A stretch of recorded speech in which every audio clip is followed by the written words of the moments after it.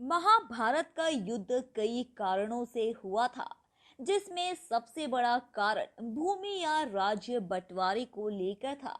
बहुत दिनों की कश्मकश के बाद भी जब कोई हल नहीं निकला, तो फिर ध्रुत क्रीड़ा का आयोजन किया गया। ध्रुत क्रीड़ा में पांडव इंद्रप्रस्थ सहित सब कुछ हार गए। अपमान सहना पड़ा, द्रौपदी का चीरहरण हुआ और अंत उनको 12 वर्ष का वनवास मिला। वनवास काल में कई राजाओं से मैत्री कर पांडवों ने अपनी शक्ति को बढ़ाया और कौरवों से युद्ध करने की ठानी।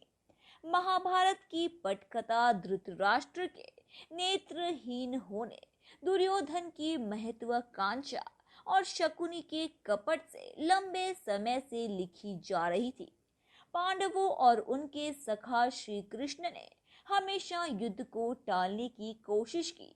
जुए में राजपाट हारने और 13 साल के वनवास के बाद पांडवों ने सिर्फ 5 गांवों को उनको देने की मांग की थी और साथ ही ये भी कहा था कि वे हस्तिनापुर की राजगद्दी पर दावा छोड़ देंगे।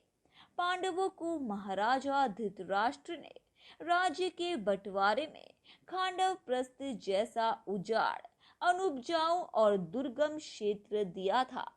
पांडवों ने कड़ी मेहनत के बल पर इस क्षेत्र को उपजाऊ बनाया और आबाद किया।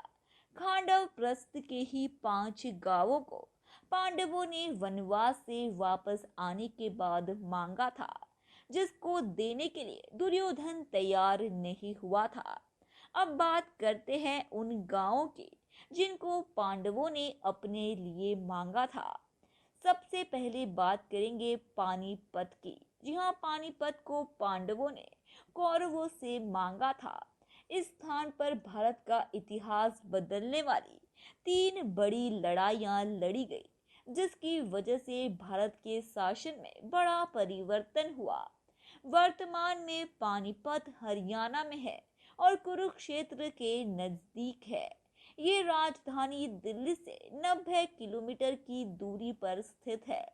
महाभारत काल में पांडवों के समय इसका नाम पांडुप्रस्थ था। फिर बात करेंगे सोनीपत की। जी हाँ, सोनीपत उन 5 गांवों में से एक था जिसको पांडवों ने मांगा था। इसका प्राचीन नाम सोनप्रस्थ या स्वर्णप्रस्थ था।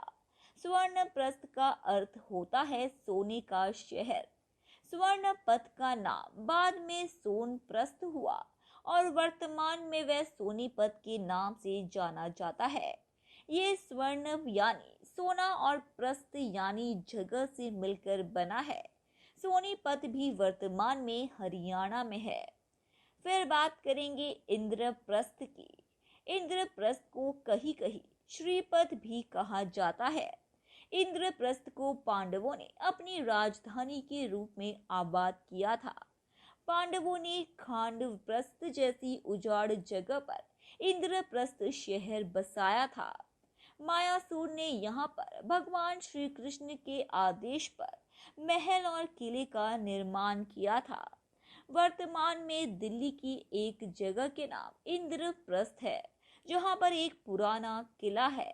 माना जाता है कि पांडवों को इंद्रप्रस्थ यहाँ पर मिला था। फिर बात करेंगे बागपत की। बागपत को पहले व्याघ्रप्रस्थ कहा जाता था।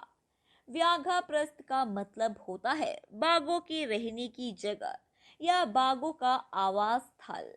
मान्यता है कि पुराने काल में इस जगह पर बाघों की बहुतायत पाई जाती थी, इसीलिए इस जगह का नाम व्याघ्रप्रस्थ पड़ा। मुगल काल में इसका नाम बदलकर बागपत कर दिया गया, जब से इसको बागपत के नाम से जाना जाने लगा।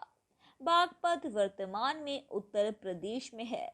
व्याघ्रप्रस्थ में ही दुर्योधन ने पांडवों को जलाकर मारने की साजिश की थी। फिर बात करेंगे तिलपत की। तिलप्रस्थ पांडवों द्वारा मांगे गए गांवों में से एक था।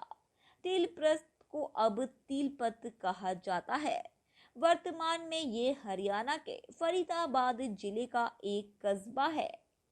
धन्यवाद दोस्तों। उम्मीद है कि आपको हमारे द्वारा बताई गई जानकारी काफी पसंद आई होगी।